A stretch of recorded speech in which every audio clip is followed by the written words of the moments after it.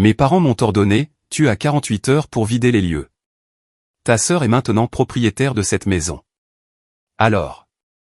Je m'appelle Kyle, j'ai 32 ans et je suis ingénieur logiciel. Je viens de revenir dans ma ville natale après avoir passé des années sur la côte ouest. Il y a 3 ans, mes grands-parents m'ont légué leur maison dans leur testament. Et j'y ai mis tout mon cœur, toute mon âme et toutes mes économies pour la rénover. La semaine dernière, en rentrant d'un voyage d'affaires, j'ai trouvé mes parents et ma sœur, Amanda, qui m'attendaient dans mon salon avec une nouvelle qui a fait voler mon monde en éclats. La trahison que je n'avais jamais vue venir allait mettre à l'épreuve tout ce que je croyais savoir sur la famille. Avant de vous raconter comment j'ai perdu tout ce pourquoi j'avais travaillé, dites-moi d'où vous regardez et abonnez-vous si un membre de votre famille vous a déjà poignardé dans le dos. En grandissant, j'ai toujours su quelle était ma place dans la hiérarchie familiale. Ma sœur Amanda, de 2 ans ma cadette, était l'enfant chéri qui ne pouvait rien faire de mal. Mes parents, Robert et Suzanne, montraient clairement par leurs actions quelle était leur préférée. Il assistait à chacun de ces événements scolaires, mais avait commodément des empêchements pour les miens. Quand je ramenais un bulletin avec d'excellentes notes, il hochait la tête et disait « Bon travail », avant de rapidement tourner la conversation vers la bonne note d'Amanda en cours d'art et à quel point elle était créative. Mes grands-parents étaient différents. Les parents de mon père, Franck et Hélène, vivaient à seulement 3 pâtés de maison de chez nous, dans une modeste maison de 2 chambres dans un quartier calme. Ils sont devenus mon refuge quand les choses devenaient difficiles à la maison. Grand-père Franck était un électricien à la retraite qui m'a appris à utiliser des outils avant même que je sache lasser correctement mes chaussures. Grand-mère Hélène avait été comptable et elle m'a inculqué un amour pour les mathématiques et les énigmes qui a finalement mené à ma carrière en ingénierie logicielle. Le travail acharné et l'intégrité, disait grand-père, sont les seules choses que personne ne peut enlever. Il venait me chercher tous les samedis matins quand j'avais 10 ans, et nous allions à la quincaillerie. Puis nous retournions chez eux pour travailler sur le projet qu'il avait prévu. Pendant qu'Amanda recevait de nouveaux vêtements et jouets, j'apprenais à installer des ventilateurs de plafond et à réparer des tuyaux qui fuient. À l'époque, j'étais parfois jaloux du chemin apparemment plus facile de ma sœur. Mais aujourd'hui, je suis reconnaissant pour les compétences que mon grand-père m'a transmises. Quand j'avais 12 ans, mes parents ont oublié ma foire scientifique scolaire. J'avais passé des semaines à construire un modèle fonctionnel de barrage hydroélectrique que grand-père m'avait aidé à concevoir. Mon projet a remporté la première place, mais personne de ma famille immédiate n'était là pour le voir. Grand-mère et grand-père, eux, sont venus, rayonnant de fierté. Plus tard ce soir-là, j'ai entendu ma mère au téléphone avec une amie, Amanda a un rhume, alors nous ne pouvions absolument pas la laisser pour aller au petit projet de Kyle. Le rhume ne les avait pas empêchés de l'emmener faire du shopping ce week-end-là. Ces schémas se sont poursuivis tout au long de mon adolescence. Quand j'ai eu 16 ans, mes parents m'ont donné leur vieille voiture avec 200 000 miles au compteur et m'ont dit que je devais être reconnaissant. Quand Amanda a eu 16 ans, 6 mois plus tard, ils lui ont acheté une voiture compacte flambant neuve. Ta sœur a besoin de quelque chose de fiable, a expliqué papa quand j'ai remis en question la disparité. Tu es doué de tes mains. Tu peux réparer ta voiture si quelque chose arrive. Grand-mère et grand-père m'ont aidé à postuler pour des bourses d'études universitaires. Mes parents ont semblé surpris quand j'ai été accepté dans un bon programme d'ingénierie avec une bourse presque complète. Nous avons toujours pensé que tu irais à l'université communautaire, a dit maman lors de ma fête de fin de lycée. Pendant ce temps, ils avaient économisé pour l'éducation d'Amanda depuis sa naissance. J'ai travaillé dur pendant mes études, prenant des emplois d'été et des stages, tandis qu'Amanda a abandonné après sa 2e année pour se trouver. Malgré cela, mes parents ont continué à soutenir financièrement son style de vie, payant son appartement et lui donnant une allocation mensuelle bien après ses 20 ans. Après l'université, j'ai décroché un emploi dans une entreprise technologique sur la côte ouest et j'ai quitté ma ville natale. La distance a aidé à guérir une partie de la douleur de mon enfance. Je rendais visite à mes grands-parents régulièrement, revenant en avion au moins une fois tous les 2 mois. Lors de ces visites, je restais avec eux, évitant largement mes parents et Amanda, sauf pour les réunions de famille obligatoires. Quand j'avais 29 ans, grand-père Franck est décédé subitement d'une crise cardiaque. Grand-mère Hélène a suivi seulement 6 mois plus tard. Les médecins ont parlé d'insuffisance cardiaque, mais tout le monde savait que c'était un cœur brisé. Ils avaient été mariés pendant 54 ans. Leur décès m'a durement frappé. Ils avaient été mes vrais parents de toutes les manières qui comptaient. À la lecture de leur testament, tout le monde a été surpris, sauf moi, quand ils m'ont légué leur maison. À notre petit-fils, Kyle, qui a passé d'innombrables heures à nous aider à entretenir et à améliorer notre maison, nous léguons la maison et la propriété au 823 Maple Street. Nous savons que tu la chériras comme nous l'avons fait. Mes parents étaient visiblement contrariés. Maman et papa auraient dû tout partager équitablement entre les petits-enfants, s'est plaint mon père à voix haute dans le bureau de l'avocat. Amanda était assise à côté d'eux, l'air suffisant, comme si elle méritait la moitié simplement pour exister. L'avocat, un vieil ami de mes grands-parents nommé Jackson Pierce, a simplement déclaré que les souhaits de Frank et Hélène étaient clairs et juridiquement contraignants. Au cours des 3 années suivantes, j'ai passé presque toutes mes vacances et longs week-ends à revenir en avion pour travailler sur la maison. J'ai modernisé le système électrique que grand-père m'avait enseigné, installé une nouvelle plomberie, refait les parquets d'origine et repeint chaque mur. J'ai transformé le sous-sol en bureau à domicile où je pouvais travailler à distance. En tout, j'ai investi environ $70 000 de mon propre argent dans les rénovations, sans compter les innombrables heures de travail. Il y a 6 mois, une opportunité s'est présentée dans mon entreprise pour diriger une nouvelle division dans ma ville natale. Cela m'a semblé être le destin. Je pouvais emménager de façon permanente dans la maison de mes grands-parents et honorer leur héritage en vivant dans la maison où ils avaient construit leur vie. J'ai accepté le poste, déménagé et me suis installé dans une routine qui m'a rendu plus heureux que je ne l'avais été depuis des années. Mes parents et Amanda s'étaient montrés étrangement intéressés par mes rénovations, passant à l'improviste pour voir ce que je faisais de la maison. J'ai remarqué qu'Amanda prenait des photos des améliorations, ce qui m'a paru étrange, mais j'ai mis cela sur le compte d'une simple curiosité. Maintenant, je comprends qu'elle documentait tout pour une raison bien différente. Mardi dernier, je suis rentré d'un voyage d'affaires de 3 jours à Chicago. La réunion trimestrielle s'était bien passée, et j'avais obtenu des financements supplémentaires pour les projets de ma division. J'étais épuisé par le voyage, mais satisfait des résultats et impatient de dormir dans mon propre lit. Le vol avait été retardé, il était donc presque 21h quand mon Uber m'a déposé. Alors que la voiture s'éloignait, j'ai remarqué le SUV argenté de mes parents garé dans mon allée, à côté de la voiture compacte bleue d'Amanda. Je ne leur avais pas dit quand je serais de retour, donc leur présence était inattendue. Pendant un bref et naïf instant, j'ai pensé qu'ils avaient peut-être organisé une surprise de bienvenue. J'ai mis mon sac d'ordinateur sur l'épaule et j'ai fait rouler ma valise jusqu'à l'entrée, remarquant que toutes les lumières étaient allumées à l'intérieur. J'avais pourtant bien tout éteint avant de partir. En utilisant ma clé, je suis entré par la porte d'entrée pour trouver ma mère, mon père et ma sœur assis raidement dans mon salon. L'atmosphère était tendue, comme une réunion de conseil d'administration avant d'annoncer des licenciements. « Te voilà », a dit ma mère sans se lever ni m'offrir de salutation. Sa voix avait ce ton faussement doux qu'elle utilisait quand elle s'apprêtait à faire quelque chose de sournois. Nous attendons depuis plus d'1 heure. Désolé, le vol a été retardé, ai-je répondu automatiquement, en posant mes sacs. Que se passe-t-il? Tout va bien? Mon père s'est éclairci la gorge et a redressé le col de son polo, une habitude nerveuse qu'il avait depuis aussi longtemps que je me souvienne. Fils, nous devons avoir une discussion de famille. Avant que je puisse répondre, ma mère a coupé court, sa voix soudainement froide et professionnelle. Tu as 48 heures pour sortir tes affaires. Cette maison appartient à ta sœur maintenant.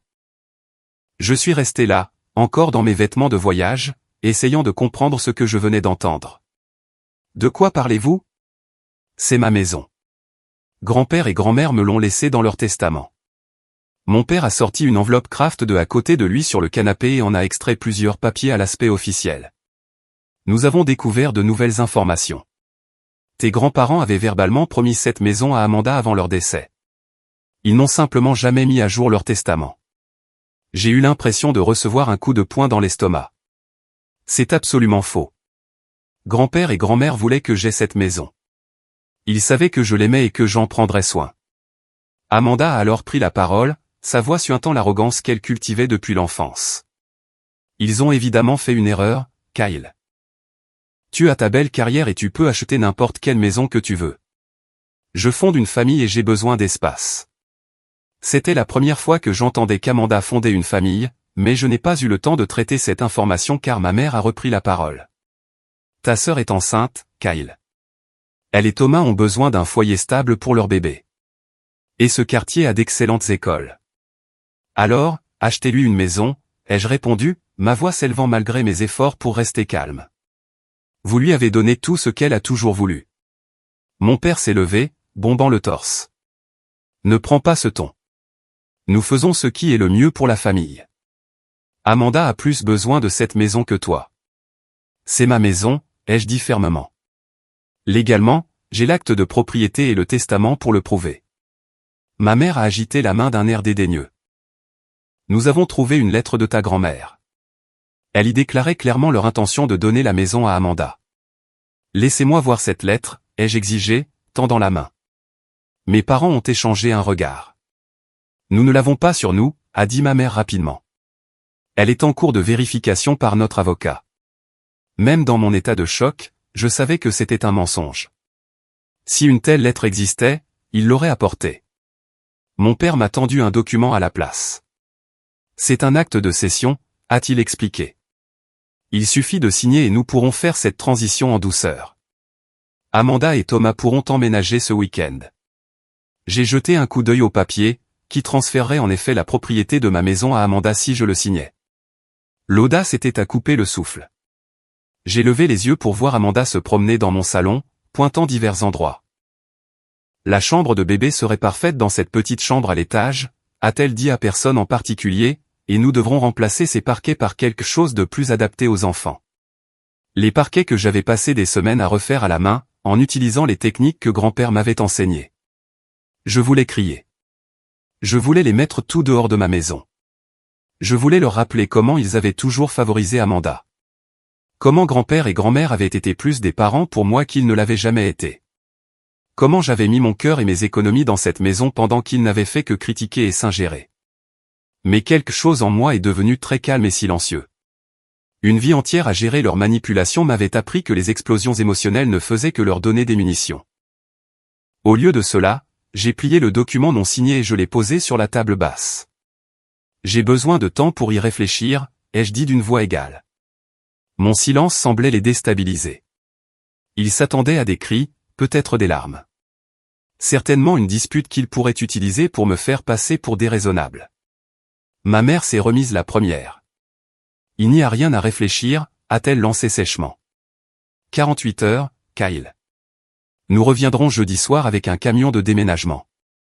Soit tu seras parti, soit nous emballerons tes affaires pour toi. Ils se sont levés pour partir. Amanda s'est arrêtée pour prendre une autre photo de ma cuisine fraîchement rénovée. Les armoires devront partir, a-t-elle dit assez fort pour que je l'entende. Trop sombre à mon goût. Alors qu'il se dirigeait vers la porte, mon père s'est retourné. Sois raisonnable, fils. Ne rends pas les choses plus difficiles qu'elles ne doivent l'être. Puis ils sont partis, me laissant seul dans la maison que mes grands-parents m'avaient confiée. Maintenant menacé par les personnes mêmes qui auraient dû respecter leurs souhaits. Je me suis effondré sur le canapé, l'esprit en ébullition. La maison calme qui m'avait toujours apporté du réconfort me semblait maintenant vulnérable, comme si les murs eux-mêmes étaient attaqués. Je suis resté assis là pendant un long moment, à digérer la trahison et à décider comment réagir. Une chose était certaine.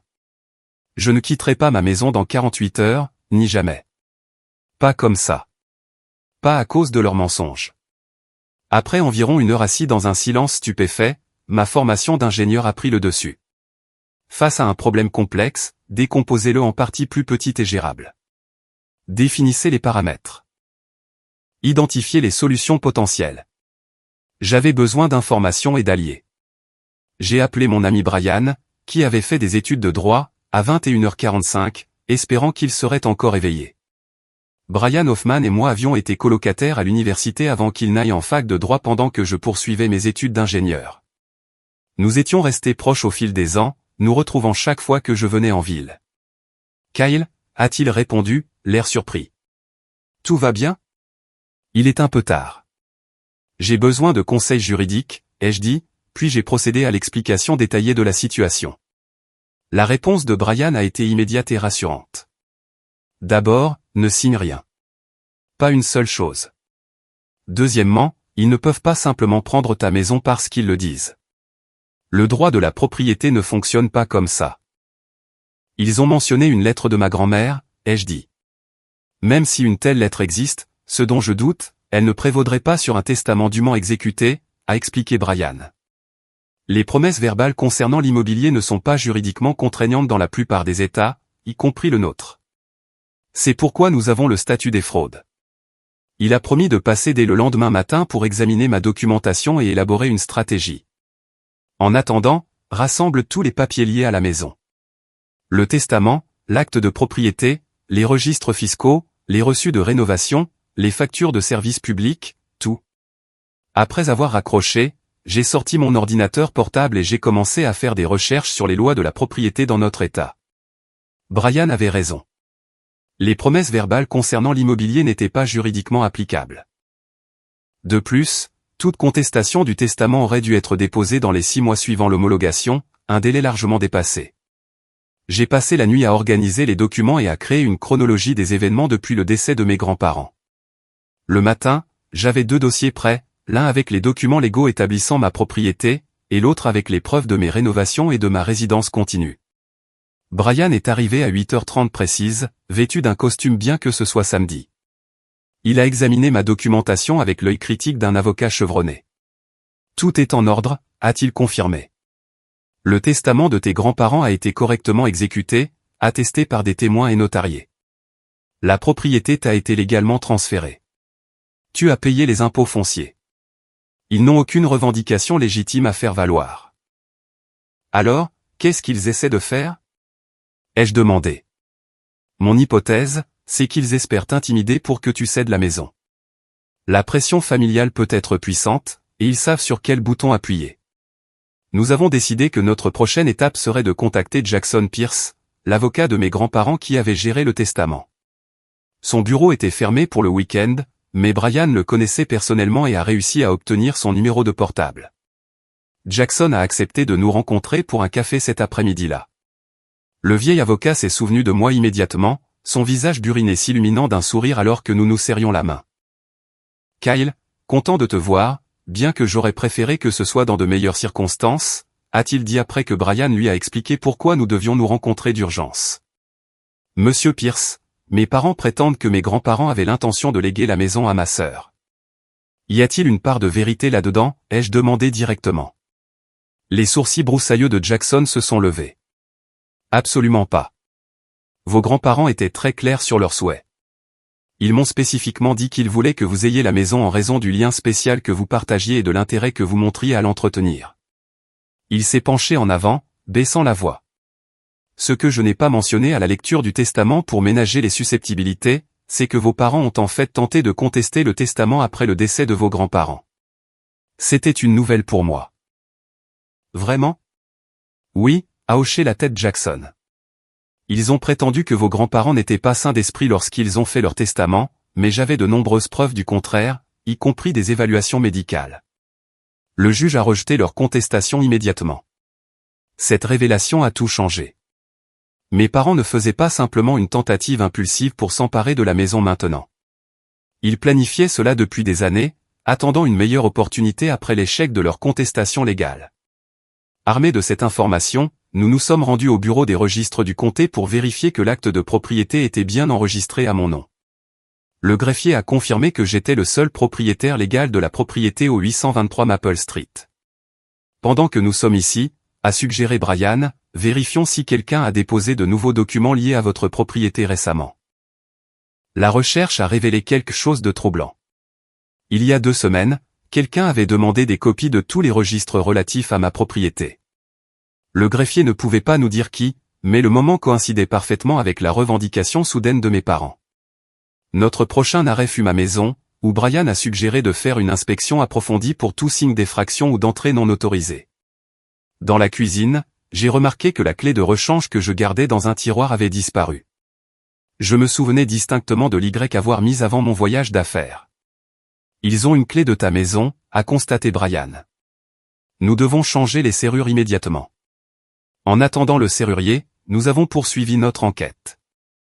J'ai vérifié mon courrier et j'ai trouvé plusieurs factures de services publics adressées à Amanda Wilson, à mon adresse. D'une manière ou d'une autre, ma sœur avait ajouté son nom à certains de mes services publics, probablement pour établir une trace écrite suggérant qu'elle y vivait. Cela devient sérieux, a dit Brian en examinant les factures. Il crée de fausses preuves du lien d'Amanda avec la propriété. Le serrurier est arrivé et a changé toutes les serrures extérieures. Pendant qu'il travaillait, j'ai appelé le service informatique de mon entreprise et j'ai organisé l'installation d'un système de sécurité avec des caméras couvrant toutes les entrées. Être un cadre supérieur avait ses avantages, et ils ont accepté d'accélérer l'installation pour l'après-midi même. Pendant que nous attendions, Brian et moi avons discuté des motivations possibles. Pourquoi maintenant, me suis-je demandé à voix haute. Ils ont eu 3 ans pour essayer. Tes rénovations, a suggéré Brian. Tu as considérablement augmenté la valeur de la propriété, et si Amanda est vraiment enceinte, il pourrait y voir un parfait levier émotionnel. J'ai consulté le site web de l'évaluateur fiscal du comté sur mon ordinateur portable. La plus récente évaluation de ma propriété était presque le double de ce qu'elle était au décès de mes grands-parents, grâce à mes améliorations et à la hausse du marché. Ils ne veulent pas de cette maison pour qu'Amanda y élève une famille, ai-je réalisé. Ils veulent la vendre. Une enquête plus approfondie dans l'histoire familiale a fourni une autre pièce du puzzle. Ma mère avait toujours été jalouse de la relation étroite que j'entretenais avec ses beaux-parents. Il y avait eu des tensions entre eux pendant des années, mes grands-parents critiquant parfois le favoritisme de mes parents envers Amanda. J'ai également découvert grâce à de vieux relevés bancaires que j'ai trouvés dans le bureau de grand-père au sous-sol que mes parents avaient emprunté 30 000 $ à mes grands-parents il y a 15 ans. Le prêt n'avait jamais été remboursé. Peut-être considéraient-ils la prise de la maison comme une compensation qui leur était due. Le soir venu, ma maison était sécurisée avec de nouvelles serrures et un système de sécurité de pointe. Brian et moi avions compilé suffisamment de preuves pour établir définitivement ma propriété légale et exposer les tactiques trompeuses de ma famille. Tu es en position de force sur le plan juridique, m'a assuré Brian. Mais prépare-toi à une guerre psychologique. Ils essaieront de te faire passer pour le méchant, surtout auprès de la famille élargie. Comme par hasard, mon téléphone a sonné. C'était mon cousin Patrick, le fils du frère de mon père. Kyle, que se passe-t-il? Ta mère vient d'appeler la mienne en disant que tu essaies de mettre Amanda et son bébé à la rue. Ça ne te ressemble pas, la campagne de désinformation avait commencé. Après avoir expliqué la vérité à Patrick, qui s'est montré sympathique et a promis de rétablir les faits auprès d'autres parents, j'ai appelé mon ami Michael.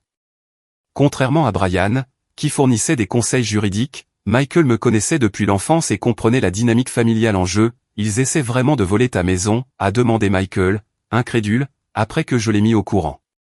C'est bas, même pour tes parents. J'ai besoin de parler de ça avec quelqu'un, ai-je admis. Quelqu'un qui comprend le côté émotionnel de tout ça. Nous nous sommes retrouvés dans un dîner ouvert 24h24, le genre avec des tables en stratifie collant et du café à volonté. Pendant les 3 heures suivantes, j'ai déversé mes frustrations, mes peurs et toute une vie de vexation qui avait culminé dans cette trahison ultime.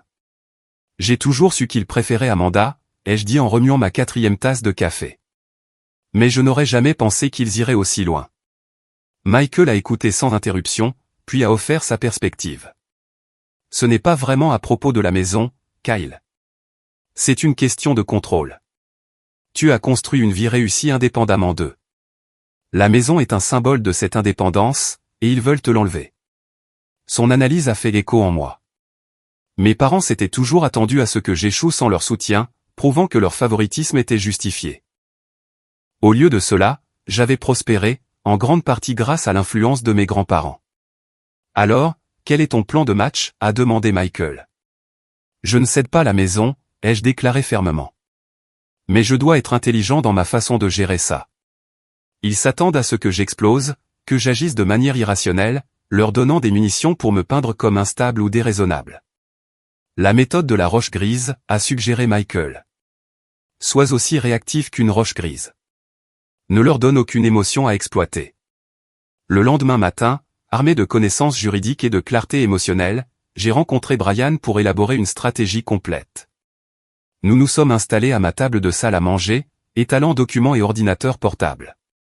D'abord, nous devons tout documenter, a dit Brian. Chaque interaction, chaque menace, chaque tentative d'accéder à la propriété. Je lui ai montré l'application de la caméra de sécurité sur mon téléphone, qui fournissait des flux en direct de toutes les entrées de ma maison et sauvegardait les images sur le cloud. Déjà fait. Bien. Ensuite, nous devons nous préparer pour leur retour demain soir. Je serai là comme témoin, mais nous devrions avoir du renfort.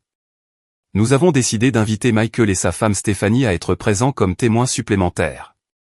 Brian amènerait un parajuriste de son cabinet pour documenter la rencontre. Maintenant, préparons-nous à divers scénarios, a poursuivi Brian. S'ils amènent un camion de déménagement comme menacé, nous devrons être clairs sur les lois relatives à la violation de propriété. S'ils essaient d'entrer de force, nous appellerons la police immédiatement. Nous avons rédigé une lettre de mise en demeure formelle exposant les faits juridiques de ma propriété et mettant en garde contre tout harcèlement supplémentaire ou tentative d'accès non autorisé à la propriété. Brian la remettrait en personne s'il se présentait comme promis. Ensuite, nous nous sommes attaqués à la campagne de désinformation familiale. J'ai rédigé un email clair et factuel à envoyer aux membres de la famille élargie, expliquant la situation sans langage émotionnel et joignant des copies des documents juridiques pertinents prouvant ma propriété. Et Amanda ? Ai-je demandé. Elle est aussi manipulée, d'une certaine manière. Brian a réfléchi. Tu pourrais essayer de la contacter séparément, mais sois prudent. Toute communication pourrait être déformée ou utilisée contre toi. J'ai décidé d'envoyer un SMS à Thomas, le mari d'Amanda, à la place. Nous n'étions pas proches, mais il m'avait toujours semblé sensé. Pouvons-nous parler en privé? C'est à propos de la situation de la maison. À ma surprise, il a répondu presque immédiatement, suggérant que nous nous rencontrions pour le déjeuner. Brian m'a conseillé d'y aller, mais d'enregistrer la conversation légale dans notre état avec le consentement d'une seule partie et de ne faire aucune promesse ou aveu. Thomas semblait mal à l'aise alors que nous étions assis dans un coin tranquille d'une sandwicherie locale. « Je veux que tu saches, a-t-il commencé, que je ne savais rien de ce plan jusqu'à hier. Amanda m'a dit que tes parents avaient découvert une lettre prouvant que la maison lui était destinée. Une telle lettre n'existe pas, ai-je dit calmement. Mes grands-parents m'ont laissé la maison dans leur testament légalement exécuté. Mes parents ont déjà essayé de le contester une fois et ont échoué. Thomas avait l'air choqué. Amanda n'a pas mentionné cette partie. Elle a dit que tu étais égoïste et que tu refusais d'aider la famille. J'ai beaucoup aidé Amanda au fil des ans, ai-je répondu. Mais cette maison signifie tout pour moi. Ce n'est pas juste une propriété. C'est mon lien avec mes grands-parents. Au fur et à mesure de notre conversation, Thomas a révélé des informations plus troublantes. Mes parents leur avaient promis de les aider avec un acompte sur une maison il y a des mois, puis avaient soudainement retiré l'offre, leur disant qu'ils pouvaient avoir ma maison à la place. Ils planifient ça depuis des semaines, a admis Thomas. Amanda choisit des meubles, planifie des rénovations. Ta mère lui a même donné des nuanciers pour la chambre de bébé. Et tu étais d'accord pour prendre ma maison, ai-je demandé. Thomas a eu la décence d'avoir honte. J'ai posé des questions, mais Amanda et tes parents ont insisté sur le fait que c'était ce que tes grands-parents auraient voulu. Que tu n'avais été nommé dans le testament qu'à cause d'une erreur administrative. À la fin de notre déjeuner, Thomas avait clairement des doutes sur tout ce stratagème. Je dois parler à Amanda, a-t-il dit. Ça ne me semble pas juste. De retour chez moi, Brian a été impressionné par les informations que j'avais recueillies. Thomas pourrait être un allié précieux, a-t-il noté. Ou du moins, il pourrait convaincre Amanda de reculer. Nous avons passé le reste de la journée à finaliser nos préparatifs. J'ai déplacé quelques cartons sur le porche avant pour créer l'illusion que je pourrais me conformer à leurs exigences. Une suggestion de Michael pour donner à mes parents un faux sentiment de sécurité. Ce soir-là, mes parents ont appelé pour vérifier mes progrès. Je m'en occupe, ai-je dit vaguement, suivant notre stratégie de fournir un minimum d'informations. Bien, a répondu ma mère, d'un air suffisant. Amanda et Thomas amèneront le camion demain à 18h. Nous nous attendons à ce que tu sois complètement parti d'ici là. Je comprends que vous serez là à 18h, ai-je répondu, sans confirmer ni infirmer mon intention de me conformer. Après avoir raccroché, j'ai vérifié les caméras de sécurité une dernière fois avant d'aller me coucher. À mon grand choc, j'ai vu du mouvement à la porte arrière. En zoomant, j'ai reconnu ma mère essayant d'utiliser une clé dans la serrure nouvellement changée. Le microphone de la caméra a capté sa voix frustrée, ça ne marche pas. Il a dû changer les serrures. La voix de mon père a répondu, on s'en occupera demain. Il ne peut pas nous empêcher d'entrer dans la maison d'Amanda bien longtemps. J'ai immédiatement sauvegardé la vidéo et l'ai envoyée à Brian. Sa réponse a été rapide, tentative d'entrée non autorisée documentée. Cela renforce notre position. Cette nuit-là, j'ai à peine dormi, pensant à la confrontation à venir. Mais contrairement au choc et à l'impuissance que j'avais ressenti lorsqu'ils avaient fait leur demande pour la première fois, je me sentais maintenant préparé et résolu. Mes grands-parents m'avaient appris à défendre ce qui est juste, et demain, j'honorerai cette leçon. Exactement 24 heures après le début de l'ultimatum de 48 heures, mon téléphone portable a sonné. C'était ma mère, sa voix artificiellement douce. « Kyle, chérie, je vérifie juste comment se passe l'emballage. As-tu besoin d'aide ? » « Je gère les choses à ma façon, ai-je répondu, délibérément vague. « Eh bien, n'oublie pas que nous serons là demain soir. » Amanda est si excitée de commencer à installer la chambre de bébé. J'ai fait un son évasif et j'ai rapidement mis fin à l'appel. 20 minutes plus tard, mon père a appelé avec essentiellement le même message, bien que son approche soit plus professionnelle. « Fils, j'espère que tu es raisonnable à ce sujet. Plus tôt tu accepteras la situation, plus cette transition sera facile pour tout le monde. » Encore une fois, je n'ai donné aucune information concrète sur mes intentions, me contentant de reconnaître que j'entendais ce qu'il disait. Vers midi, on a sonné à la porte. À travers la caméra de sécurité, j'ai vu Amanda sur mon porche, tenant ce qui semblait être des échantillons de peinture et accompagnée d'un homme en vêtements de travail. J'ai ouvert la porte mais je suis resté dans l'embrasure, bloquant l'entrée. « De quoi as-tu besoin, Amanda ?» ai-je demandé poliment mais fermement. « Je suis là pour montrer à l'entrepreneur ce qu'il faut faire », a-t-elle dit, tentant de me dépasser pour entrer dans la maison. « La chambre de bébé doit être peinte avant notre emménagement, et la cuisine a besoin d'être modernisée. »« Je suis désolé, mais tu ne peux pas entrer, » ai-je dit, tenant bon. « C'est ma maison, et je n'ai autorisé aucune rénovation. » Le visage d'Amanda a rougi de colère. « Ne sois pas difficile, Kyle. Maman et papa t'ont déjà expliqué la situation. C'est ma maison maintenant, et je dois préparer les choses pour le bébé. Le propriétaire légal de cette maison, c'est moi, ai-je déclaré calmement. J'ai des documents pour le prouver. À moins que tu n'aies une ordonnance du tribunal ou ma permission écrite, tu n'as pas le droit d'entrer ou de faire des changements. L'entrepreneur semblait mal à l'aise, se balançant d'un pied sur l'autre. Peut-être que je devrais revenir une autre fois, a-t-il suggéré. Il n'y aura pas d'autre fois, l'ai-je informé. Aucune rénovation n'a été autorisée par le propriétaire, qui est moi. Le visage d'Amanda s'est tordu de rage. Tu as toujours été égoïste. Je suis enceinte, Kyle. J'ai besoin de cette maison pour ma famille. Ta grossesse ne te donne pas droit à ma propriété, ai-je répondu, en gardant mon sang-froid.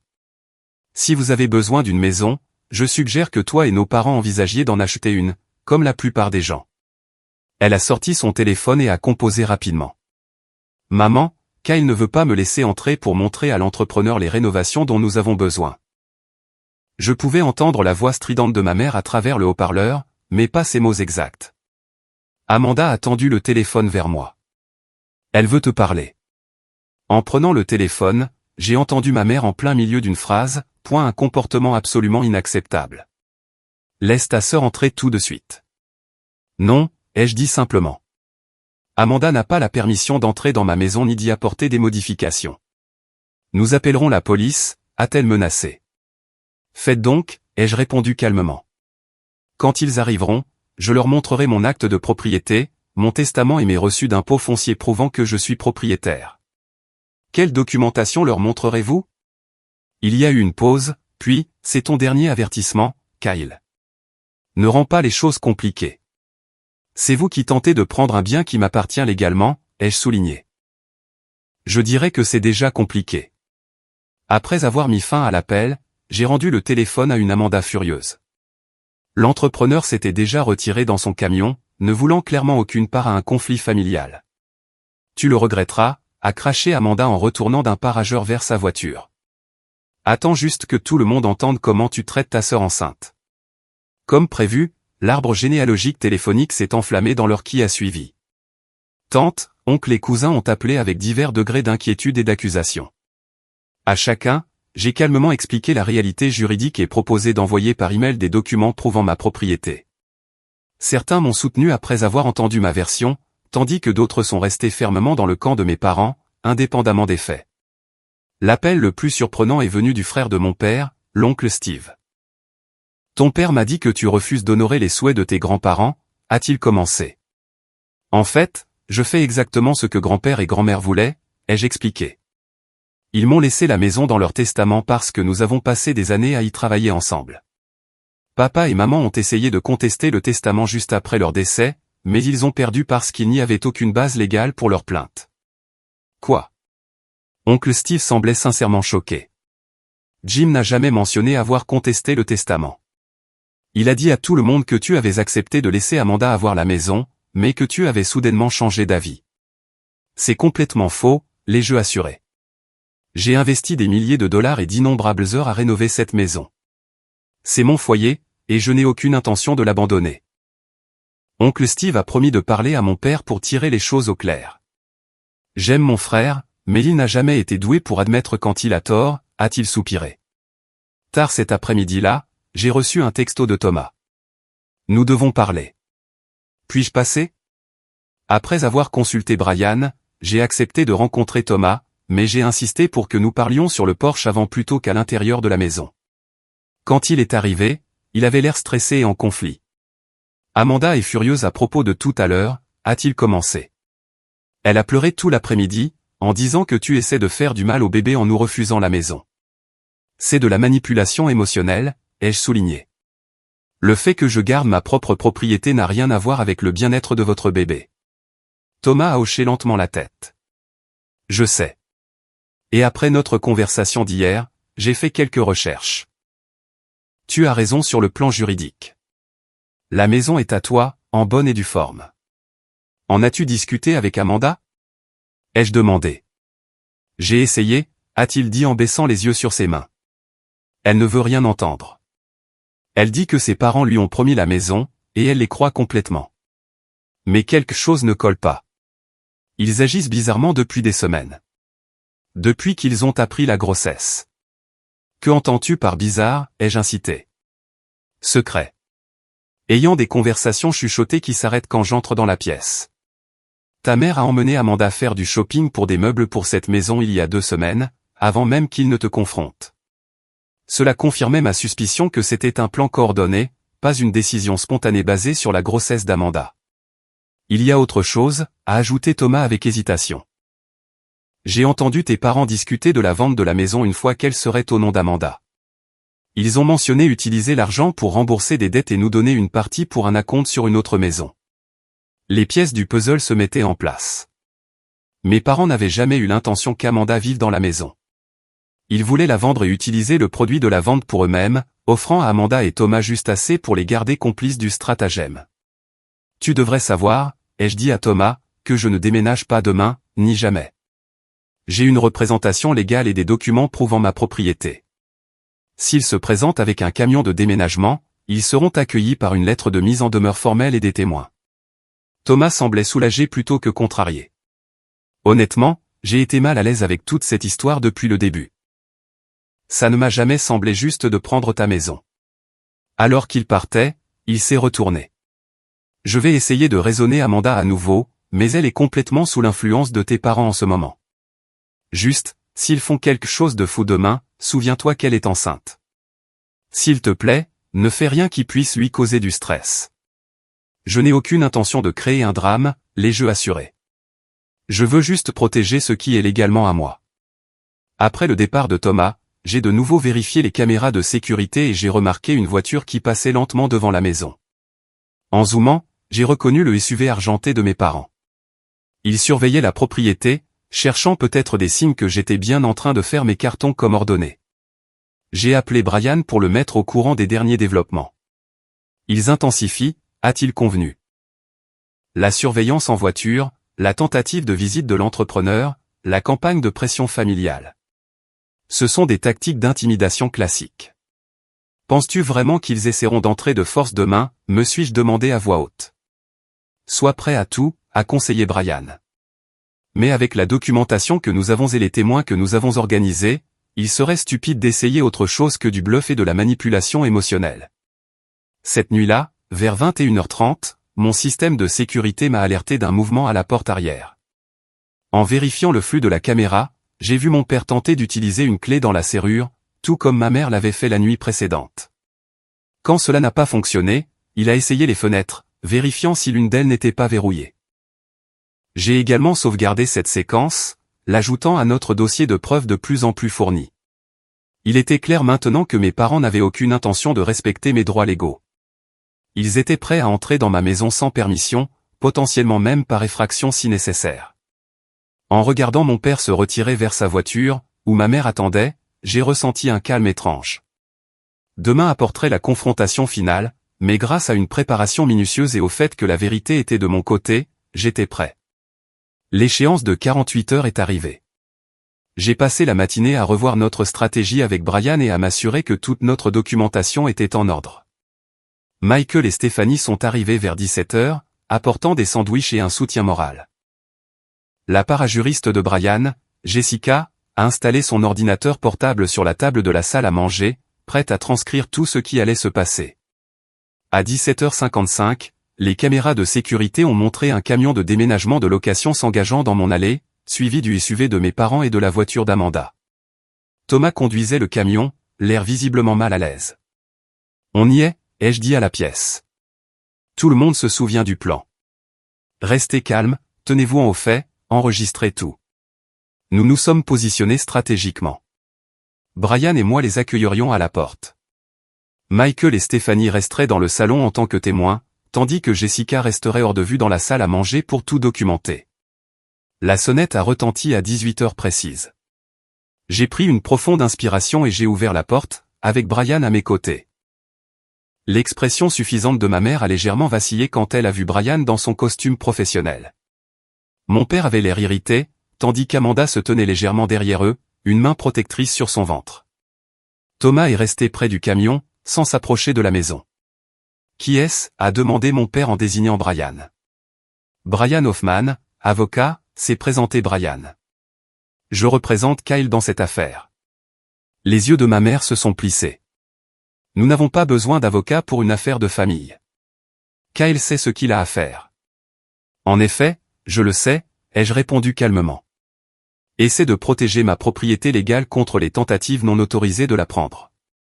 Brian a tendu un dossier contenant la lettre de mise en demeure que nous avions préparée.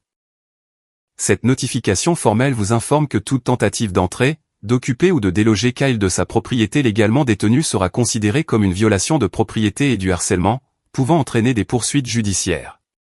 Mon père a refusé de prendre le dossier, alors Brian l'a simplement tenu, continuant, de plus, nous avons documenté de multiples tentatives d'accès non autorisées à la propriété au cours des dernières 48 heures, y compris des tentatives d'utiliser des clés sans la permission du propriétaire, et d'amener des entrepreneurs sur la propriété sans autorisation. De quoi parlez-vous ? A balbutié ma mère. Nous avons tout à fait le droit de préparer la maison d'Amanda pour elle. Ce n'est pas la maison d'Amanda, ai-je déclaré fermement. C'est ma maison, qui m'a été laissée par mes grands-parents dans leur testament légalement exécuté et homologué. J'y ai vécu et j'ai investi beaucoup de temps et d'argent dans les rénovations. J'ai payé tous les impôts et services publics. Il n'y a aucune base légale pour votre revendication. Nous t'avons parlé de la lettre, a insisté mon père. La lettre que vous n'avez commodément pas avec vous. La lettre qui prévaut d'une manière ou d'une autre sur un testament légal que votre propre tentative de contester a été rejetée par le tribunal, ai-je contesté. Le visage de mon père est devenu rouge. Qui t'a parlé de ça ? Jackson Pierce, l'avocat de grand-père et grand-mère, ai-je répondu. Il se souvient très clairement de la façon dont vous avez essayé de prétendre qu'ils n'étaient pas sains d'esprit lorsqu'ils ont fait leur testament. Le juge n'était pas d'accord. Amanda s'est avancée, son visage un mélange de confusion et de colère. De quoi parlez-vous, papa ? Vous aviez dit qu'il n'y avait aucun doute sur le fait que la maison m'était destinée. Mon père a agité la main d'un air dédaigneux. Kyle essaie de brouiller les pistes. Le fait est que tu as besoin de cette maison pour ta famille, et il est égoïste. En fait, a appelé Thomas depuis le camion, s'approchant enfin du Porsche, nous devons en parler, Amanda. J'ai fait des recherches, et Kyle a raison sur la propriété légale. Thomas, a sifflé Amanda. Nous en avons discuté. Maman et papa s'en occupent. Thomas a secoué la tête. Il s'en occupe en essayant de prendre quelque chose qui ne nous appartient pas. Ce n'est pas bien, surtout pas pour notre enfant. C'est l'exemple que nous voulons donner. La stratégie de ma mère a changé instantanément. Son expression s'est adoucie et sa voix a pris un ton blessé. Kyle, mon chéri, je sais que tu aimais tes grands-parents. Nous les aimions tous. Mais la famille doit veiller les uns sur les autres. Amanda va avoir un bébé. Ta nièce ou ton neveu. Ne veux-tu pas qu'ils aient un bon foyer? Je le veux absolument, ai-je convenu. Et j'aurais été heureux d'aider Amanda et Thomas à trouver une maison si quelqu'un me l'avait demandé. Au lieu de ça, vous avez essayé de prendre la mienne par des mensonges et de la manipulation. Nous n'avons rien fait de tel, s'est exclamée ma mère, se tenant la poitrine de façon dramatique. Tu me brises le cœur avec ces accusations. Nous avons des enregistrements de sécurité, a interjeté Brian. De vous deux tentant d'entrer sur la propriété sans permission à plusieurs reprises au cours des dernières 48 heures. Nous avons également des documents prouvant que le nom d'Amanda a été ajouté frauduleusement à des comptes de service public pour créer une fausse impression de résidence. Les yeux d'Amanda se sont écarquillés. Maman, c'est vrai? Ma mère a évité la question. Tout ce que nous avons fait, c'était pour toi, Amanda, pour assurer ton avenir. Mon père, voyant la situation se détériorer, a tenté de reprendre le contrôle. Il s'est approché de moi, utilisant sa taille pour essayer de m'intimider comme il le faisait quand j'étais plus jeune. Écoute-moi bien, mon garçon. Tu as toujours été difficile, toujours à penser que tu es meilleur que tout le monde avec ton travail et tes études de luxe. Mais il s'agit de la famille, et tu es soit avec nous, soit contre nous. J'ai tenu bon, n'étant plus l'enfant qui pouvait être intimidé. Il s'agit en effet de la famille. Il s'agit d'honorer les souhaits de grand-père et grand-mère et l'héritage qu'ils m'ont confié. Il s'agit de respecter les droits légaux et de ne pas essayer de voler des biens par la manipulation émotionnelle. La confrontation avait attiré l'attention. Plusieurs voisins étaient sortis de chez eux, observant la scène se dérouler depuis leur jardin. Madame Rivrada, accent grave côté, s'est approchée prudemment. Est-ce que tout va bien, Kyle? As-tu besoin que j'appelle quelqu'un? Tout est sous contrôle, Madame Rivra, mais merci, les jeux assurés. Ma famille était sur le point de partir. Ma mère, toujours soucieuse des apparences, a forcé un sourire pour les voisins. Juste un petit désaccord familial. Rien d'inquiétant. Thomas s'est approché d'Amanda et a parlé doucement mais fermement. Nous devrions y aller. Ce n'est pas juste, et tu le sais.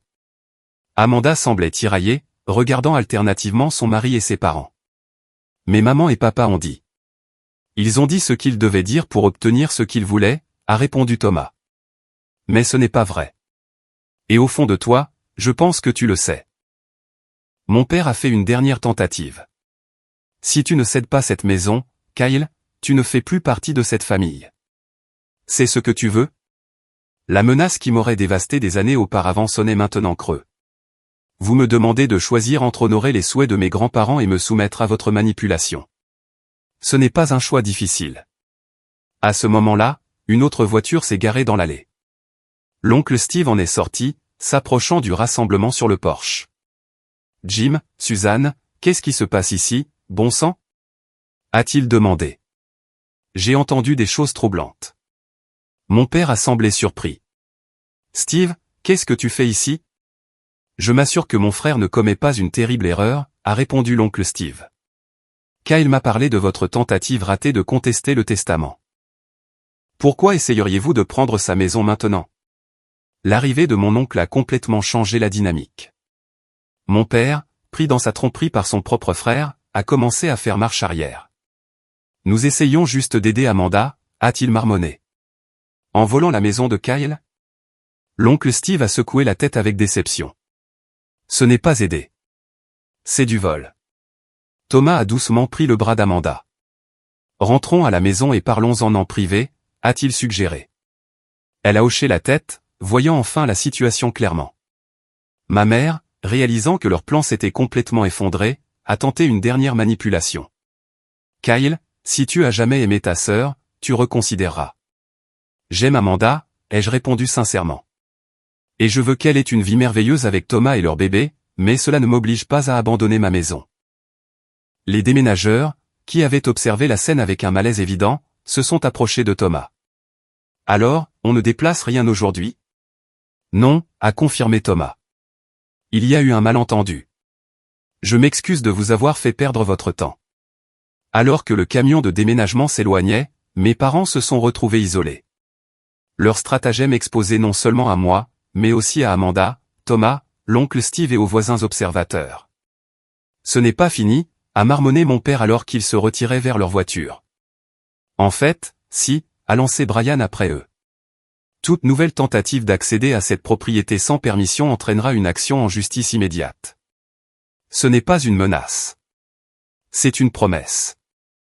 Alors que leur voiture s'éloignait, Amanda est restée un instant. Kyle, je ne savais pas qu'ils avaient contesté le testament ou essayé d'entrer chez toi sans permission. Je les ai crus quand ils ont dit que grand-mère et grand-père voulaient que j'aie la maison. Je sais, ai-je dit en adoucissant mon ton. Ils t'ont conditionné à t'attendre à un traitement préférentiel depuis si longtemps que cela t'a probablement semblé naturel. Nous trouverons notre propre logement, m'a assuré Thomas, le bras autour des épaules d'Amanda. De la bonne manière. Après leur départ, l'oncle Steve est resté pour s'excuser.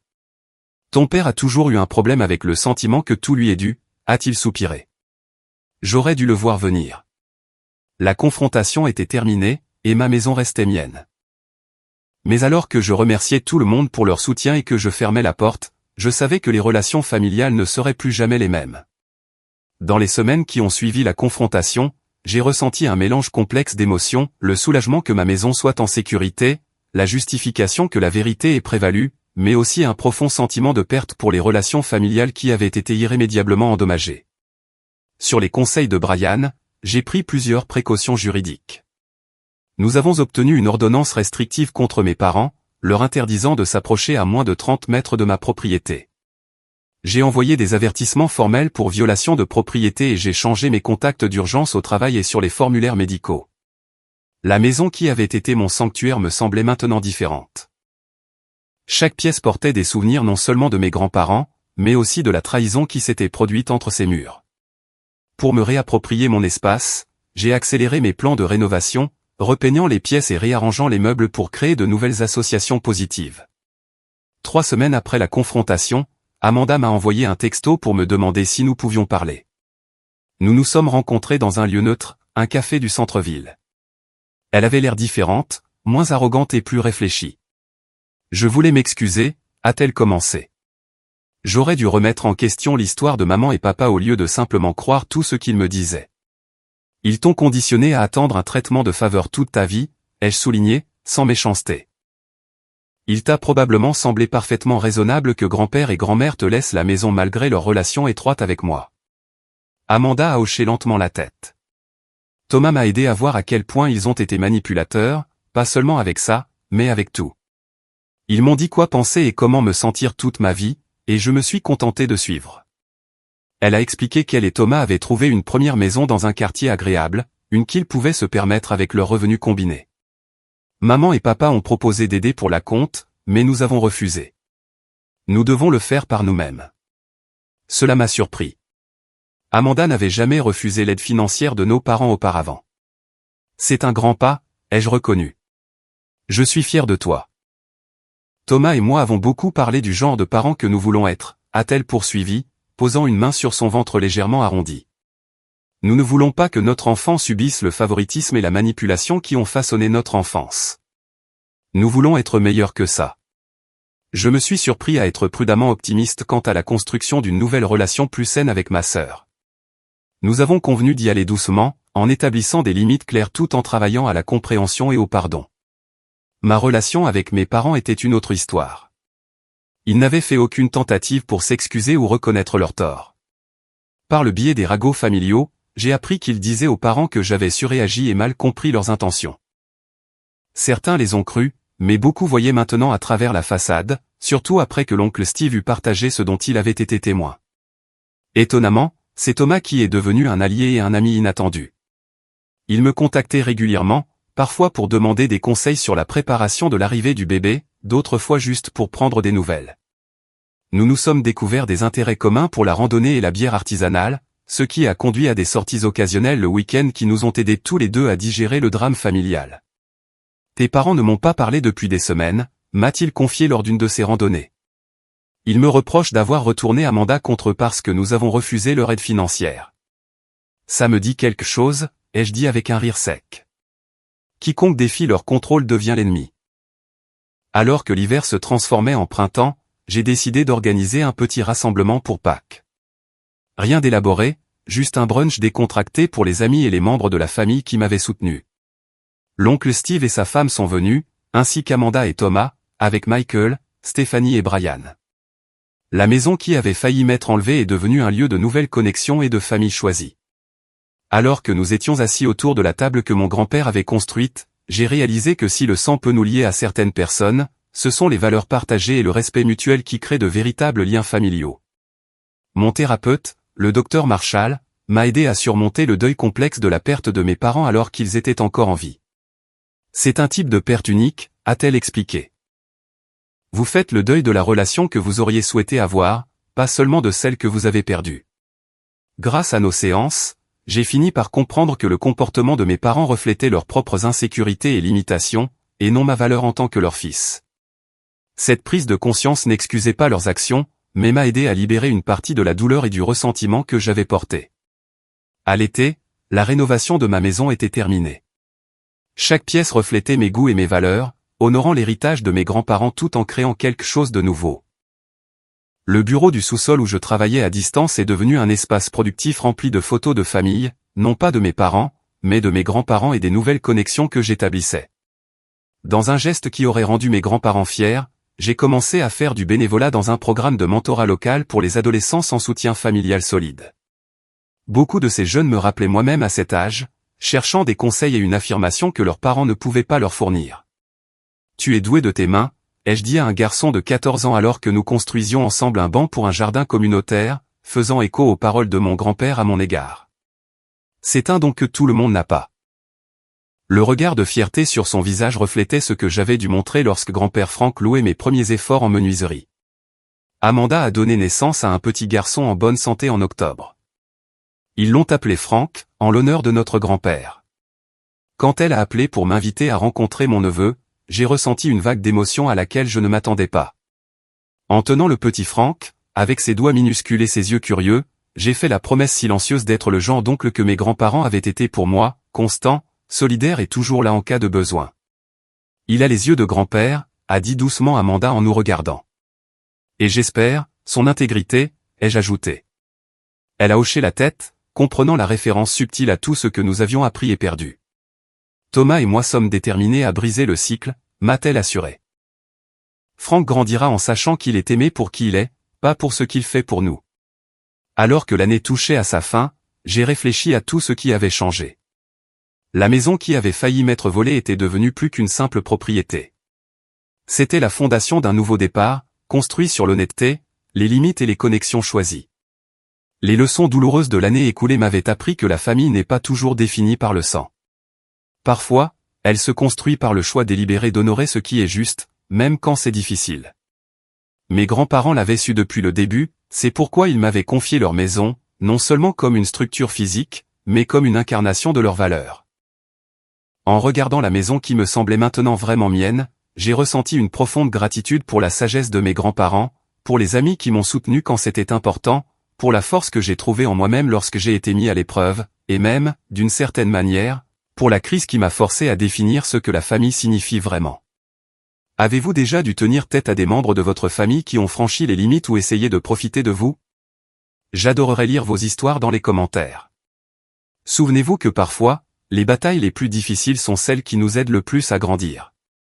Si cette histoire a résonné en vous, n'hésitez pas à liker, à vous abonner et à la partager avec quelqu'un qui pourrait avoir besoin d'entendre qu'il est normal de protéger ce qui nous appartient de droit. Merci de m'avoir écouté, et souvenez-vous, la famille que nous choisissons est parfois plus importante que la famille dans laquelle nous sommes nés.